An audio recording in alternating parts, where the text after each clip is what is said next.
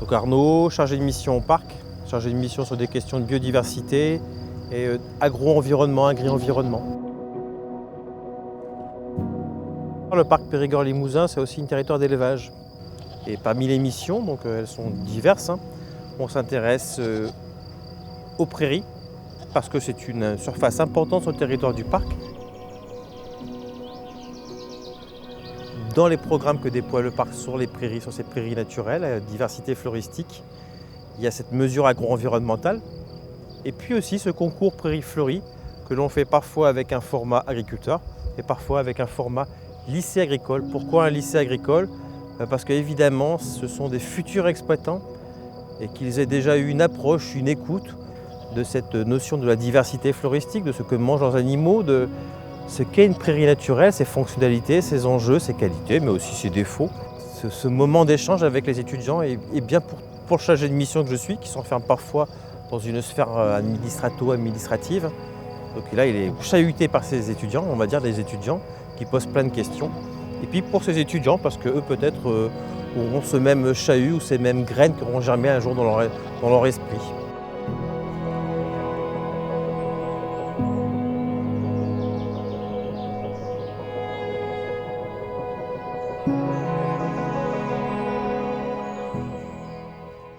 Avec le lycée agricole des Vazés, avec des premières en phase d'installation pour une bonne partie d'entre eux, et une bonne partie d'entre eux en plus, la moitié à peu près, en cadre familial, donc ils sont déjà dans des projections, dans des systèmes. Et donc on le fait avec 2 exploitations, une le matin, une l'après-midi, et on va avoir 2 profils très variés.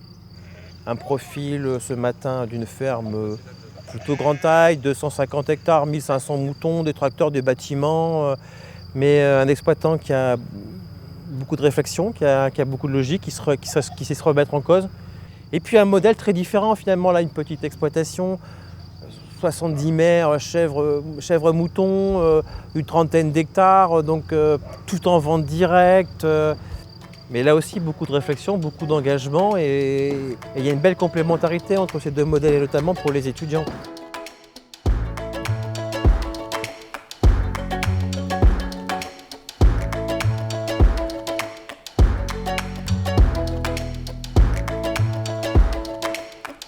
Du bouton d'or.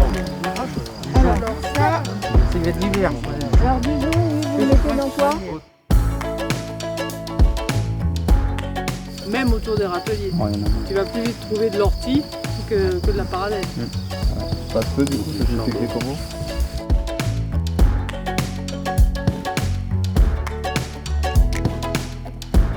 Et depuis la nouvelle PAC de 2015, puisqu'on est territoire remarquable reconnu par la région, on a le droit de développer des mesures agroenvironnementales à l'échelle des bassins versants des sites Natura 2000, donc sur tout le bassin versant de la Dronne. C'est comme ça qu'on a été amené à travailler notamment avec le GAEC des Gravilles. Mais voilà, le contexte général de pourquoi on travaille sur ces prairies-là.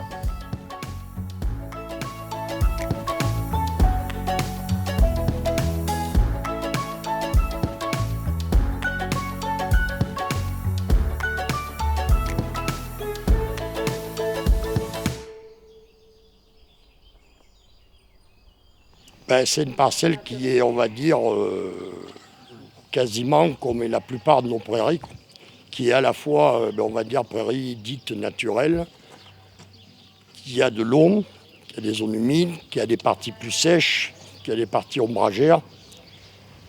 Et on s'aperçoit que chez nous, tant bien que mal, malgré les sécheresses successives, les animaux arrivent toujours à packager dans ces parcelles-là. Elles vont toujours trouver d'une manière ou d'une autre un bout de verre. Et après, ça dépend de la pousse qu'il y a. Comme je leur ai dit, il y a des fois des parcelles où on va pouvoir rester une semaine et après, elles y resteront que 3 jours et on sera obligé de faire tourner sur le secteur où elles sont plus vite parce qu'il n'y aura pas assez d'herbe. Si c'est vraiment sec, chose qui arrive, elles auront moins de l'ombre, elles auront moins de l'eau. Et nous, après, on en fourrage au niveau en râtelier, quoi.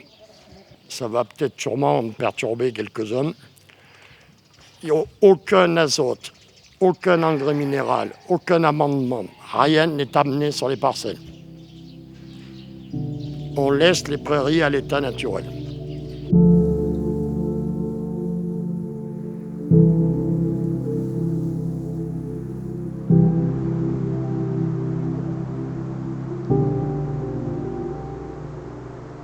Alors ça a été d'abord un choix économique à la base, parce qu'une année on a ramassé l'avortement sur l'exploitation, on a perdu plus de 600 agneaux, donc ça fait mal, très mal. Donc là il a fallu faire des coupes drastiques dans le budget, tout. Puis c'est surtout qu'on s'est aperçu que plus on veut amender, plus on change la flore, plus on déstabilise le milieu, et c'est pas pour ça qu'on obtiendra de meilleures performances ni rien. Nous, on va toucher du bois depuis qu'on ne fertilise plus les prairies, hormis le compost et tout. On n'a jamais manqué de fourrage au niveau de la fauche. Et on a relaissé le milieu, on va dire, s'installer. Après, on s'aperçoit que sûrement que les bêtes s'habituent à ce qu'elles trouvent, à ce qu'elles mangent. Que dès l'instant où on amende, à mon avis, on change, au niveau des complexes argilaux et compagnie, on change toute la structure du sol. Si on change trop les structures de sol, on va favoriser une autre flore qui n'est peut-être pas appropriée chez nous.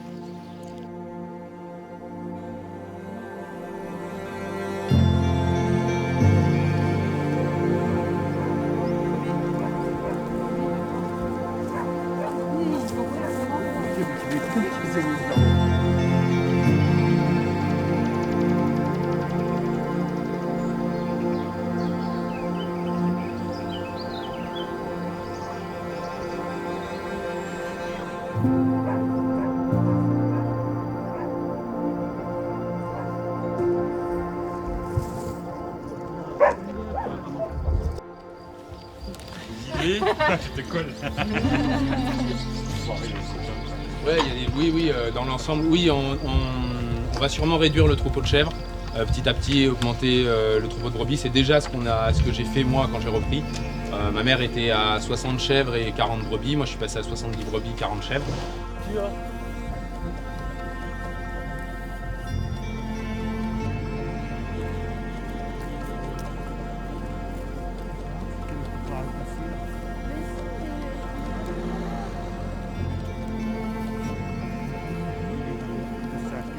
J'en ai vu, vous n'avez pas devant Pépier là ? Il y a celui-là, là. On va le faire passer. L'agent. Il y a le joint cutiflore, il s'appelle. Lui, il marque les gestions extensives de terrain. Donc, je vous laisse sentir, vous faites glisser entre vos doigts et vous allez sentir le cloisonnement. Voilà, mais c'est un jonc qui marque les gestions extensives, alors que les joncs que tu connais, ces gros joncs verts à moelle avec Ah ouais, il y a plein de cloisonnement. à faire. Donc lui, c'est un bon marqueur de gestion extensive, ce jonc. On voit beaucoup d'artificialisation, y compris herbagère. Comment conserver de la diversité floristique, de la biodiversité sur ces prairies, avec des pratiques d'élevage qui permettent à des exploitants d'en vivre. Quel est le meilleur compromis ?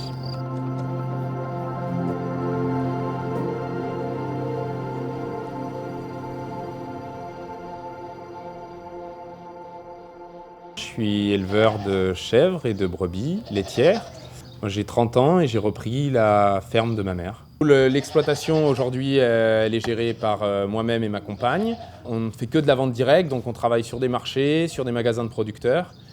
Et l'objectif à terme, c'est surtout de ne pas s'agrandir. C'est d'arriver à continuer à avoir notre clientèle et à avoir notre cheptel comme on l'a actuellement pour avoir encore la connaissance de nos bêtes.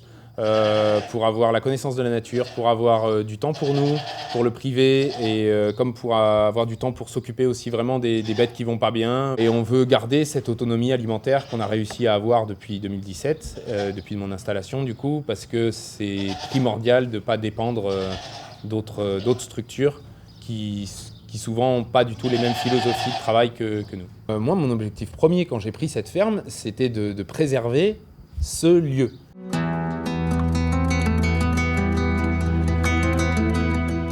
Le lieu naturel et le lieu par rapport à sa vie sociale qu'il y a.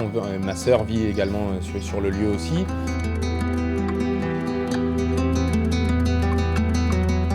Elle travaille avec nous pendant les coups de rush, etc.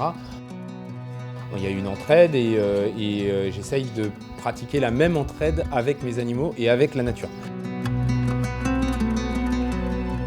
Voilà. Après, je pense que c'est un modèle d'agriculture qui aujourd'hui est en train de se retrouver un peu, mais qui s'était pas mal perdu ces dernières années. Et aujourd'hui, il y a l'essor de pas mal de groupes d'agriculteurs qui essayent de travailler en commun, qui essayent de travailler sur des structures plus petites ou de faire plusieurs ateliers sur des structures grandes, mais du coup avec plusieurs ateliers, donc diversifier.